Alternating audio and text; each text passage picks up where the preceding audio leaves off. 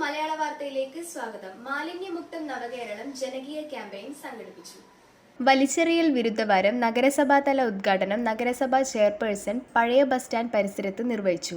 മുട്ടായി കഴിച്ച ആ റേപ്പർ റോഡിലേക്ക് വലിച്ചെറിയാം, അല്ലെ മറ്റേതെങ്കിലും ഭക്ഷണ സാധനങ്ങൾ കഴിച്ചത് റോഡിലേക്ക് വലിച്ചെറിയുക, അല്ലെ സമീപത്തുള്ള തോടുകളിലേക്ക് അല്ലെങ്കിൽ ഓടകളിലേക്ക് പൊതുസ്ഥലങ്ങളിലേക്ക് വലിച്ചെറിയുക എന്നുള്ള മലയാളികളുടെ ഒരു ശീലം അത് തീർത്തും മാറിയാൽ മാത്രമേ നമ്മുടെ മാലിന്യ സംസ്കരണം നമ്മുടെ ഗവൺമെൻറ്റും അതുപോലെ തന്നെ നഗരസഭയും ലക്ഷ്യം വെക്കുന്ന തരത്തിലേക്ക് എത്തിച്ചേരാൻ സാധിക്കുകയുള്ളൂ എന്ന് മനസ്സിലാക്കിയതിൻ്റെ അടിസ്ഥാനത്തിലാണ് ഇത്തരത്തിൽ ഒരാഴ്ച നീണ്ടു നിൽക്കുന്ന വലിച്ചെറിയൽ മുക്ത വിരുദ്ധ ദിനമായിട്ട് നമ്മൾ ആചരിക്കുന്നത്. അപ്പോൾ തലശ്ശേരിയിലെ ബഹുഭൂരിപക്ഷം വരുന്ന കട ഉടമകളും അതുപോലെ തന്നെ സ്കൂളുകളിലുള്ള കുട്ടികളായാലും നമ്മളിത് റോഡിലേക്ക് വലിച്ചിടാം അവബോധം ഉണ്ടാക്കുക എന്നതാണ് ഈ ദിനം കൊണ്ട് ഉദ്ദേശിക്കുന്നത്. ആരോഗ്യ സ്ഥിരം സമിതി അധ്യക്ഷ സാഹിറ ടി.കെ സ്വാഗതം പറഞ്ഞ ചടങ്ങിൽ നഗരസഭ വൈസ് ചെയർമാൻ അധ്യക്ഷനായി.